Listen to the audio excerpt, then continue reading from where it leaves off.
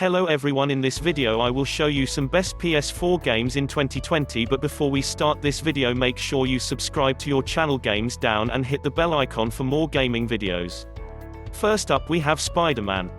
Insomniac Games really struck a home run by bringing the web slinger onto the PS4. Spider-Man captures what it's like to watch a Marvel movie, with the added benefit of putting you in control of the hero. Whether you're watching a cutscene, chasing down a stolen truck, or just aimlessly swinging around Manhattan, the game always feels cinematic and engrossing. Its combat borrows the best parts of the Batman Arkham series, using them in a way that feels natural to how Spider-Man would take down enemies. Side activities like collecting backpacks and photographing landmarks never feel like a chore, but rather an excuse to utilize the game's amazing swinging mechanics and explore the city. Marvel's Spider-Man shows promise for the future of superhero games and deserves to be in every PS4 owner's library. Next up we have Shadow of the Colossus. Shadow of the Colossus is a perfect example of how a game can have a second chance at life in a new generation of consoles. Originally released for the PlayStation 2, developer Bluepoint Games breathed fresh life into the action-adventure title, updating it for the PS4.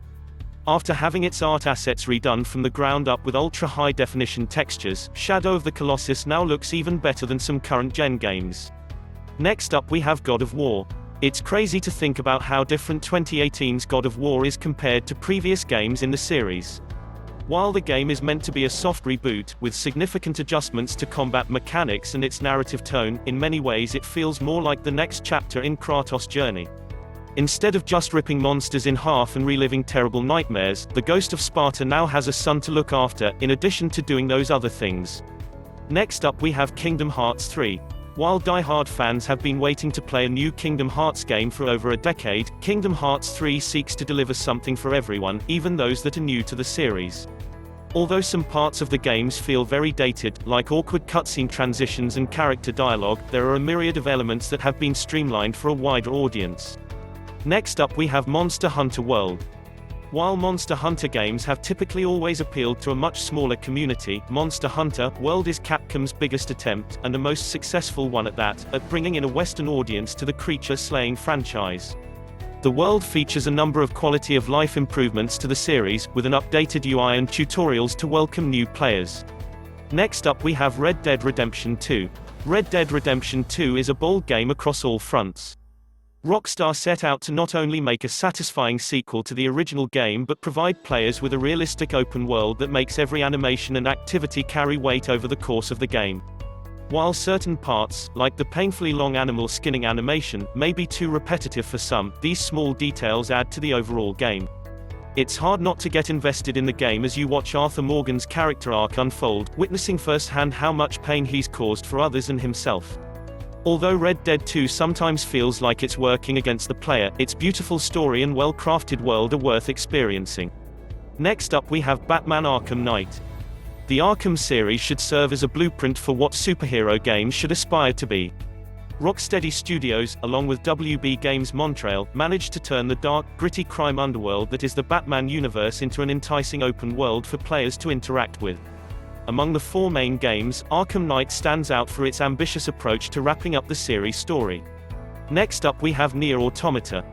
Nier Automata is a bizarrely wonderful action RPG with the lightning-fast combat we've come to expect from Platinum Games. The game has you controlling androids equipped with weapons and hacking abilities, tasked with taking down alien-created hostile machines in order to protect the future of mankind. However, in order to experience the game's complete story, you'll have to replay it multiple times, each playthrough bringing with it new revelations. Next up we have Bloodborne. Bloodborne stands a testament to From Software's persistent goal of improving with every new game. It maintains the high level of difficulty the studio is known for injecting into their games, this time making combat a bit faster and more fluid than in the Souls games. Deteriorated, Victorian-era-inspired environments pair nicely alongside your character's gruesome attacks, which send enemies' blood shooting out as you methodically slash away with an array of blades and axes. Next up we have Resident Evil 7. Resident Evil 7 is a return to the series' horror survival roots. While Resident Evil games have evolved to be more action-orientated, Capcom has shifted that focus onto exploration and survival mechanics. Additionally, this is the first game in the series to utilize the first-person POV, which changes the feel of the game and leads to a more immersive experience. The last game of this videos is Hitman 2. Hitman 2 makes a number of refinements to the 2016 Hitman reboot. Levels are much larger in scale and filled with a number of new ways to complete objectives, namely assassinating specific targets.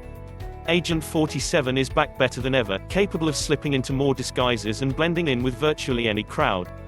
So that's it guys, thanks for watching this video. Please subscribe to your channel Games Down and press the bell icon for more gaming videos.